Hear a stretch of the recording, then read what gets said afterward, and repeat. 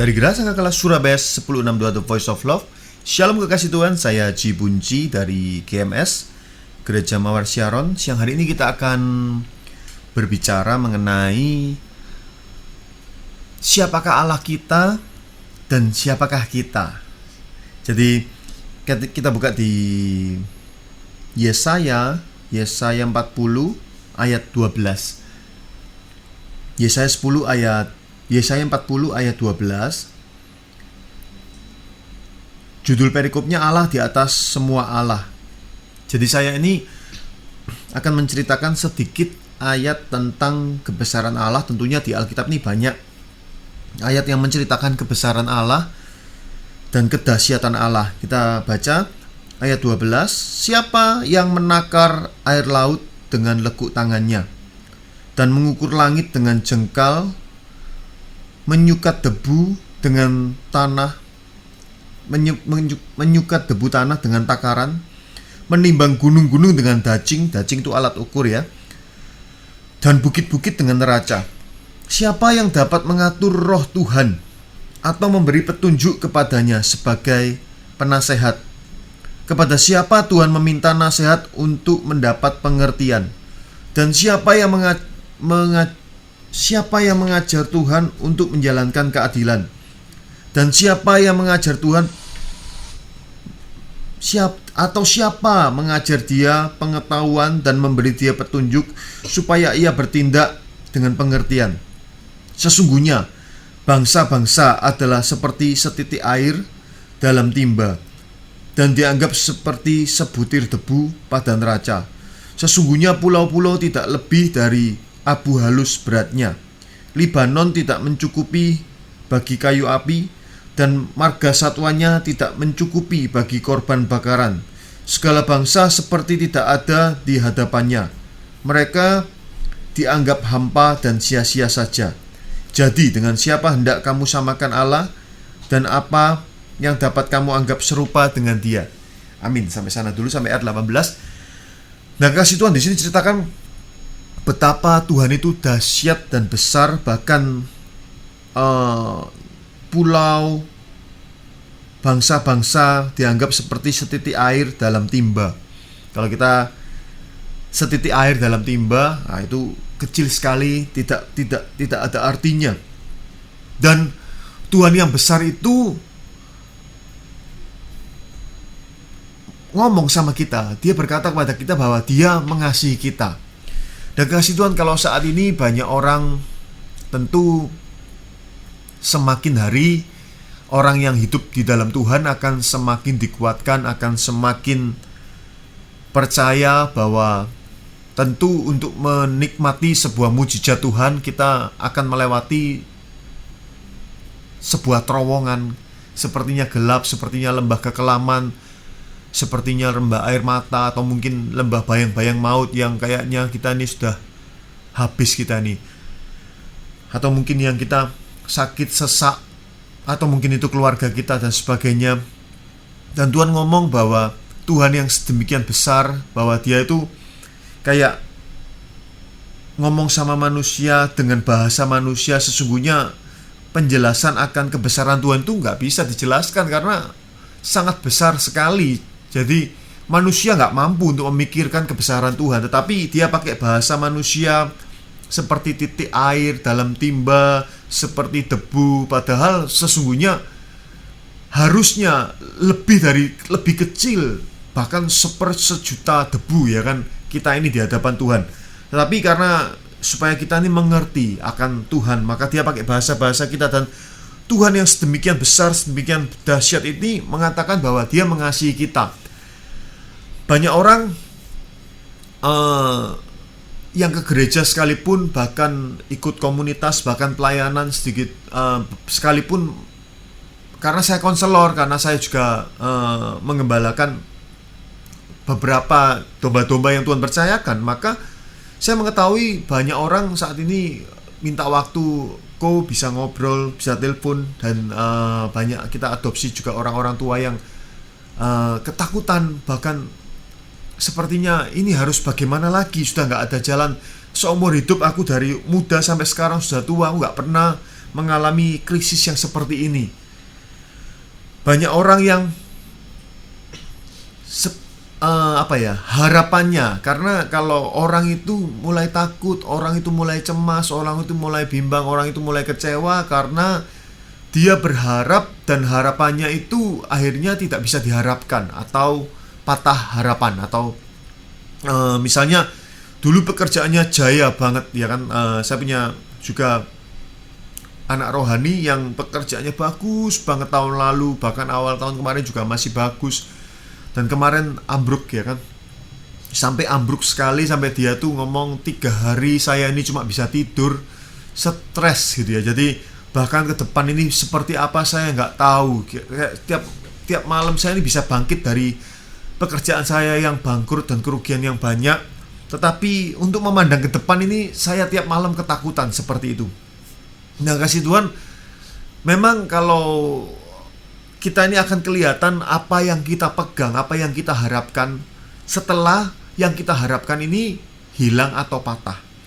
Jadi kalau kita mengharapkan pekerjaan kita, maka ketika pekerjaan itu ada masalah, maka kita mulai ketakutan, mulai khawatir. Bahkan tidak sedikit ada orang yang akhirnya depresi dan akhirnya mengakhiri hidup karena apa yang diharapkannya patah. Seperti itu. Dan ada yang mengharapkan pasangannya, lalu pasangannya pergi meninggalkan dia atau meninggal dunia. Dia teriak-teriak, dia histeris, dia gak bisa terima karena itu yang dia pegang. Makanya kekasih Tuhan, saat ini sesungguhnya dalam keadaan seperti ini, mari kita mulai membenarkan sikap hati kita. Atau kalau misalnya hati kita punya tangan ini memegang apa? Harapan kita, ya kan? Jiwa kita ini mengharapkan apa? Kalau mengharapkan yang selain Tuhan, mari kita mulai melepaskannya pelan-pelan meskipun itu belum digoncangkan atau belum tergoncang.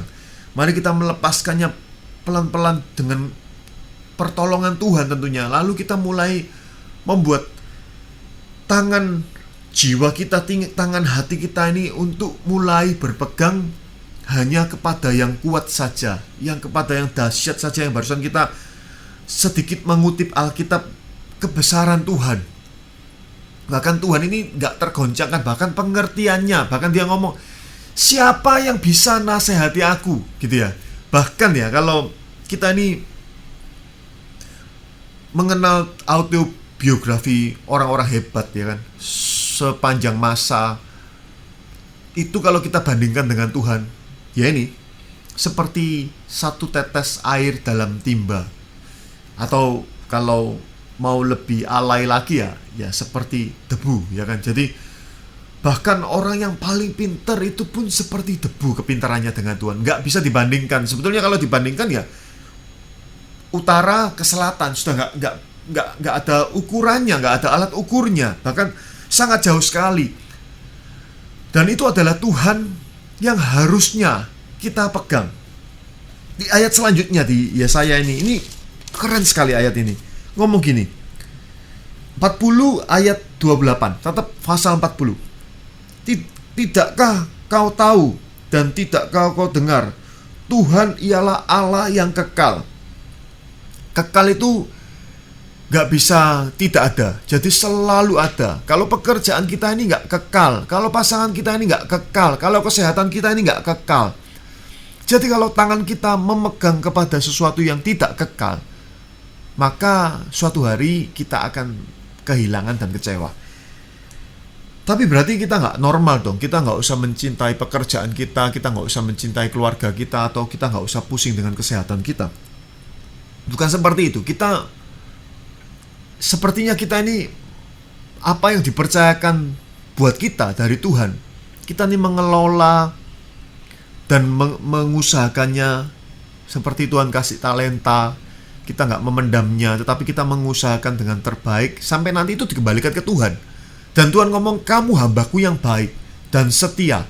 Jadi kita tetap harus mengelola apa yang Tuhan percayakan, titipkan kepada kita. Tetapi bukan itu jadi harapannya. Harapannya tetap kepada Allah yang kekal, yang menciptakan bumi dari ujung ke ujung. Ia tidak menjadi lelah dan tidak menjadi lesu.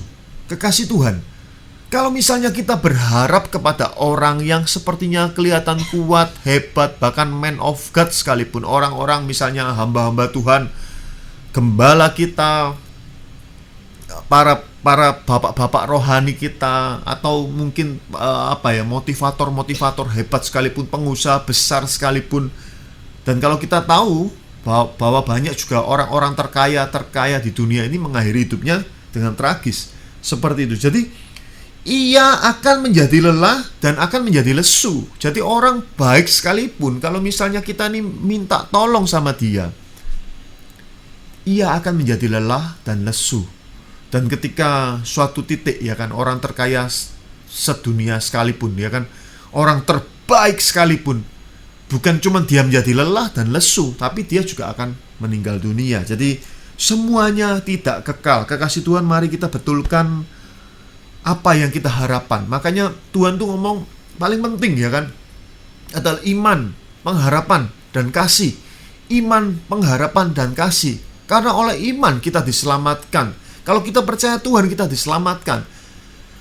Karena kalau kita ingin merasakan kasih Tuhan, maka Tuhan tuh ngomong gini, ampuni maka kamu akan diampuni. Jadi kasihi maka kamu akan merasakan kasih Tuhan. Bukan berarti kita mengasihi dulu baru kasih Tuhan, baru Tuhan mengasihi kita. Tuhan sudah mengasihi kita terlebih dahulu. Tetapi kalau kita ingin terus merasakan kasih Tuhan, dan Tuhan tuh ngomong gini, supaya tidak ada penghalang antara kamu dan aku. Jadi kalau kita misalnya tidak mengasihi, itu adalah dosa. Itu bukan kehendak Tuhan. Kita menyimpang, berarti kita hamartia, kita menyimpang dari apa yang Tuhan inginkan. Kita sedang berdosa. Maka kita harus mengasihi supaya kita bisa terus-menerus merasakan kasih Tuhan. Tetapi yang penting berikutnya adalah pengharapan.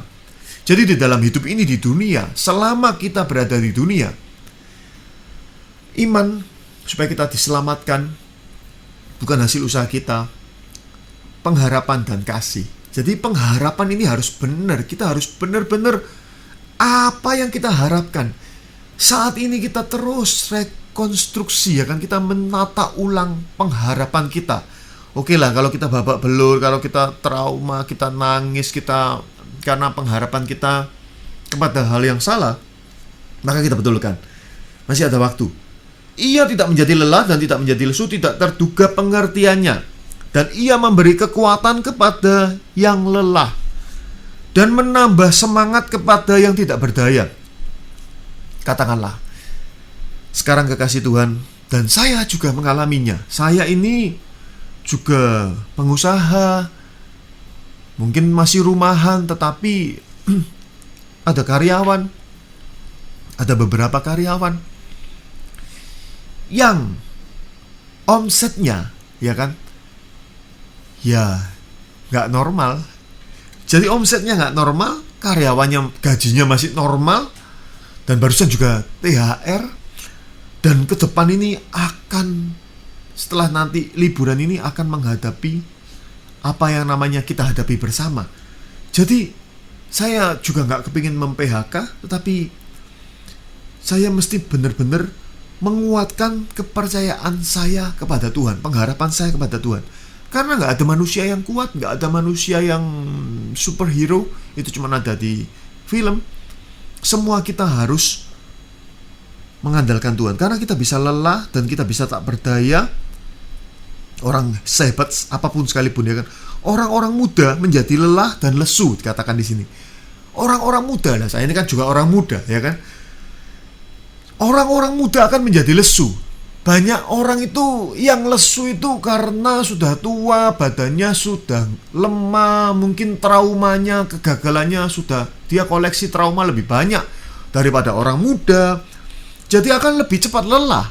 Mungkin dia otot imannya sudah terlatih, mungkin juga akan lebih kuat. Tetapi normalnya orang muda itu lebih kuat daripada orang yang sudah gak muda lagi. Jadi, dan teruna-teruna jatuh tersandung. Teruna-teruna ini kan orang yang dari remaja langsung siap pakai, ya kan. Teruna-teruna, kalau kita teruna-teruna angkatan, ya kan, yang baru, orang-orang yang baru dimunculkan, orang-orang yang segar, orang-orang yang hebat, orang-orang yang masih belum pernah berperang, yang badannya masih komplit, yang semangatnya yang masih belum pernah trauma, yang masih hebat. ini bisa tersandung. Jadi kekasih Tuhan, tetapi di bawahnya ini kabar gembiranya yang harus kita benar-benar masukkan dalam alam bawah sadar kita, ya dalam hati dan pikiran kita, supaya ini memerintah ke dalam hati dan pikiran kita. Tetapi ayat 31 pasal 40, orang-orang yang menanti-nantikan Tuhan mendapat kekuatan baru. Mereka seumpama Raja Wali yang naik terbang dengan kekuatan sayapnya. Mereka berlari dan tidak menjadi lesu. Mereka berjalan dan tidak menjadi lelah. Nah, kasih Tuhan, saat ini kita benar-benar mesti mempraktekkan bahwa Tuhan ini ngomong seperti ini bukan tanpa tujuan. Tuhan tuh tahu bahwa suatu hari kita akan menjadi lelah. Mungkin kita akan tersandung, kita akan menjadi lesu. Bahkan dikatakan di ayat atasnya kita menjadi tidak berdaya. Sepertinya kita ini gak tahu harus apa lagi. Seperti kayak apa ya, orang yang gagah ya kan, kayak Mike Tyson ya kan.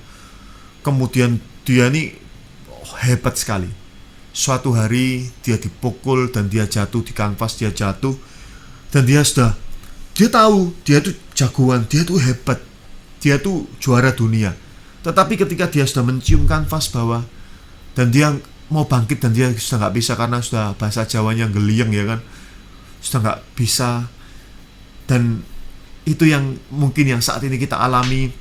Kita ini sepertinya gagah perkasa, kita pelayanan dan kita diberkati, kita hebat, kita menolong banyak orang, dan saat ini kita sedang mencium kanvas, kita sedang tidak berdaya. Kabar gembiranya kekasih Tuhan, mari kita menanti-nantikan Tuhan. Menanti-nantikan Tuhan itu kita duduk di bawah kaki Tuhan dan kita melihat Tuhan dan kita nunggu. Ayo Tuhan, tolong aku Tuhan. Ayo Tuhan.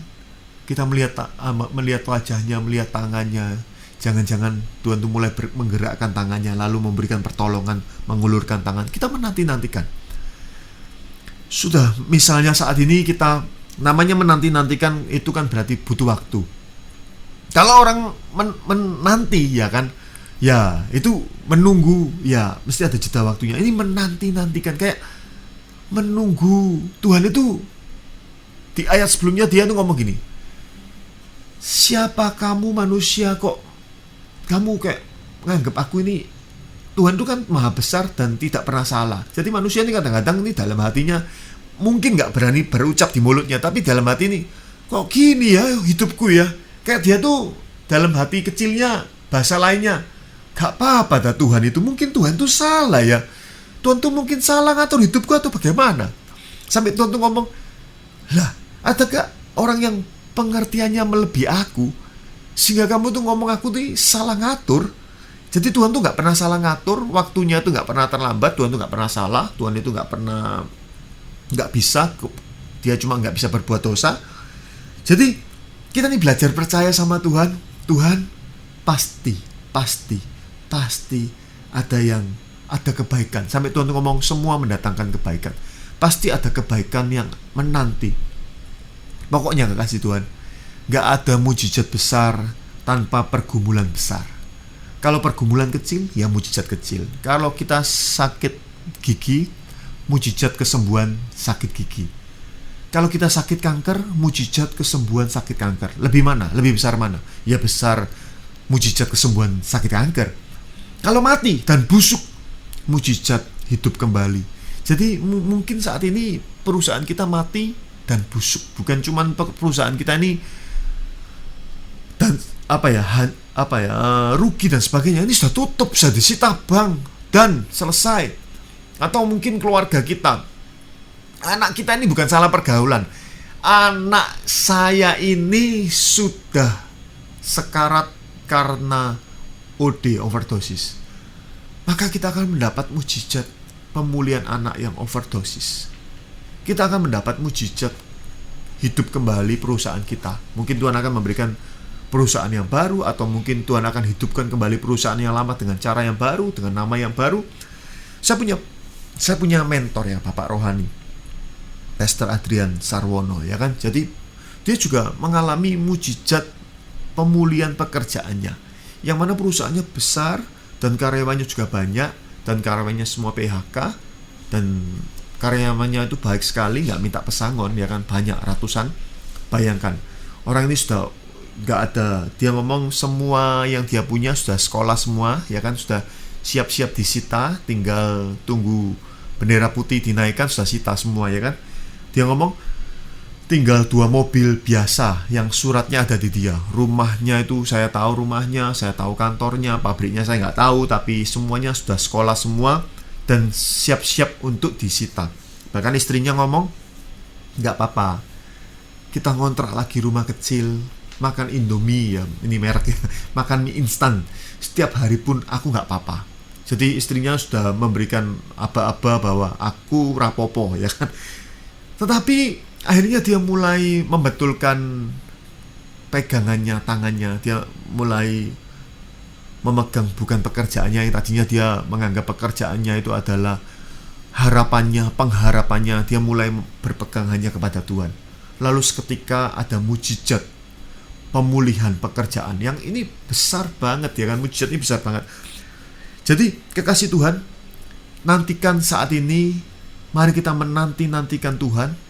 Kita ini menguatkan kepercayaan kita seperti Raja Daud kalau dia in trouble, ketika dia masalah.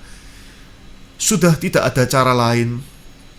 Tuhan ini berjanji dan Tuhan itu tidak pernah ingkar janji. Tuhan tuh ngomong gini.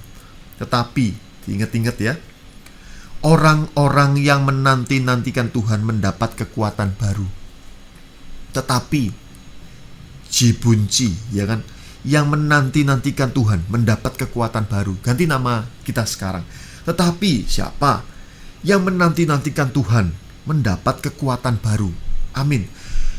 Mereka seumpama Raja Wali yang naik terbang dengan kekuatan sayapnya. Kita akan dibuat, nantinya kita ini akan naik terbang bahkan di atas badai, ya kan. Kalau kita lihat Raja Wali itu kalau ada badai, dia nggak sembunyi, dia akan terbang, dia lawan badai itu dengan kekuatan sayapnya sampai dia di atas badai. Dia mengalami kemenangan. Kekasih Tuhan, kalau Tuhan tuh ngomong gini, bayangkan kamu sudah mendapatkannya, ya kan.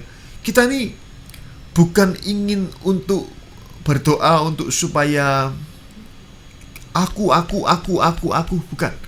Tapi kita saat ini Tuhan tuh kepingin supaya kita nih lebih percaya kepadanya. Maka Tuhan akan Tuhan tuh ngomong gini, nanti ya suatu hari kamu akan lebih percaya lagi, akan lihat mujizatku. Mari saat ini kita, sedikit waktu ini kita mulai, Tuhan, aku ingin mengalami mujizatmu Tuhan. Apa saat ini masalah kita, apa yang membuat kita gak berdaya? Mungkin kita mencium kanvas, sepertinya gak bisa bangkit lagi, sudah geliang semua. Saat ini kita mulai harus membayangkan Tuhan itu sudah menolong kita, dan kita seperti Raja Wali yang sudah keluar dari badai hidup ini, dan kita sekarang sudah terbang tinggi bersama Tuhan. Dan kita mulai menceritakan perbuatannya yang ajaib, dan banyak orang percaya lewat hidup kita, dan orang itu akan diselamatkan. Mari kita terus membayangkan itu sudah kita terima, dan itu akan kita terima. Mereka akan berlari, kita akan berlari, mungkin di tengah badai dan gak menjadi lesu, berjalan dan tidak menjadi lelah. Kekasih Tuhan, kalau saat ini kehidupan rohani kita compang-camping, mesbah kita berantakan, mari kita bangun kembali mesbah kita. Saya pun beberapa kali juga kalau mau masuk ruang doa malas sekali, ya kan. Manusia, saya gak tahu yang lain, tetapi saya melayani Tuhan juga. Saya mengembalakan sel group, tetapi suatu hari saya ini kayak malas ibadah, saya ini malas berdoa, saya ini kayak malas sekali. Dan saya tahu ini harus dilawan karena gak ada cara lain. Gak ada cara lain kalau kita ini ingin mengalami Tuhan, lalu kita seperti Raja Wali dengan kekuatan sayapnya. Kalau kita gak menanti-nantikan Tuhan, gak ada cara lain. Jadi caranya hanya menanti-nantikan Tuhan. Mari kita dengan sisa-sisa kekuatan kita masuk ke hadirat Tuhan. Gak bisa langsung merasakan, gak apa-apa. Tuhan tuh mengasihi kita. Bahkan banyak ayatnya Tuhan ngomong, aku ini mengasihi engkau. Gak ada kasih yang lebih besar daripada kasih seorang yang memberikan nyawanya. Lah aku yang sudah mengasihkan nyawaku ke kamu, mau kurang apa lagi? Aku suruh membuktikan apa lagi? Tuhan sampai ngomong, nyawa itu sudah selesai, ya sudah, dengan cara yang paling ekstrim, ya kan, aku pilih untuk menebus dosamu. Engkau masih merasa berdosa, itu pasti intimidasi iblis. Jadi Tuhan tuh mengasihi kita. Milikilah keberanian untuk datang ke hadiratnya. Milikilah, mungkin sisa-sisa sudah tertati-tati, mungkin kita sudah dikampas, kalau ada kekuatan untuk merayaplah untuk mendekat kepada Tuhan. Lalu ngomong sama Tuhan, terima kasih Tuhan, aku masih bisa masuk ke hadiratmu. Ampuni aku Tuhan. Tuhan, biarlah aku bisa merasakan Engkau kembali. Hari kita mulai memuji Tuhan. Gak ingin memuji, tapi memuji Tuhan. Mungkin dengan bantuan Spotify atau YouTube atau musik apapun, ya kan, CD, atau kita bisa main gitar sendiri. Gak ingin memuji saja. Nanti saya yakin Tuhan itu berkenan ditemui. Karena saya beberapa kali, saya gak ingin berdoa, tapi saya ambil gitar, terpaksa saya main C, G, saya memuji Tuhan. Oh Tuhan, terima kasih. Di tengah-tengah itu saya mulai meneteskan air mata. Saya merasakan Tuhan tuh kayak berkenan, Tuhan tuh kayak senang gitu, kayak Tuhan tuh langsung datang. Dan ketika saya sudah mengalami Tuhan, saya gak mau keluar, ya kan, nikmat sekali kayak gitu. Tapi tadinya mau masuk sulit sekali. Jadi meskipun sulit, ayo kita masuk ke hadirat Tuhan. Ayo kita online, ibadah online, kita putar-putar ulang lagi, kita dengarkan. Iman itu timbul dari pendengaran akan firman Tuhan. Kekasih Tuhan, mari saat ini nantikan Tuhan, maka kita akan mendapat kekuatan baru. Mari kita berdoa. Tuhan, terima kasih Tuhan, kami mengucap syukur Tuhan. Kami mendengarkan firman-Mu bahwa kalau pengharapan kami salah Tuhan, ajari kami Tuhan, untuk kami boleh berbenah Tuhan, rekonstruksi lagi Tuhan tangan kami Tuhan, untuk kami hanya berpegang kepadamu Tuhan, Allah yang kekal, Allah yang menciptakan bumi dari ujung sampai ujung Tuhan. Tuhan, Engkau Allah yang besar, dan Engkau Allah yang mengasihi kami, dan Engkau berkenan ditemui Tuhan. Ampuni kami, layakkan kami Tuhan, buat kami Tuhan, untuk kami bisa menikmati Engkau kembali, dan kami bisa menikmati mujizat-Mu Tuhan dalam hidup kami. Tolong kami Tuhan, kami gak berdaya Tuhan, tolong kami Tuhan. Kau jamah Tuhan setiap kekasih Tuhan yang mendengarkan atau menyaksikan di YouTube Tuhan. Bapa, Kau jamah setiap kami Tuhan, Kau jamah setiap kami Tuhan. Biarlah mujizat-Mu Tuhan kami rasakan Tuhan, dan kami akan lebih lagi dalam hidup kami, lebih berharap lagi kepadamu Tuhan. Terima kasih Tuhan, urapan-Mu, pengurapan-Mu, kekuatan baru, damai sejahtera, sukacita, kami terima di dalam nama Tuhan Yesus. Kami berdoa mengucap syukur. Haleluya. Amin.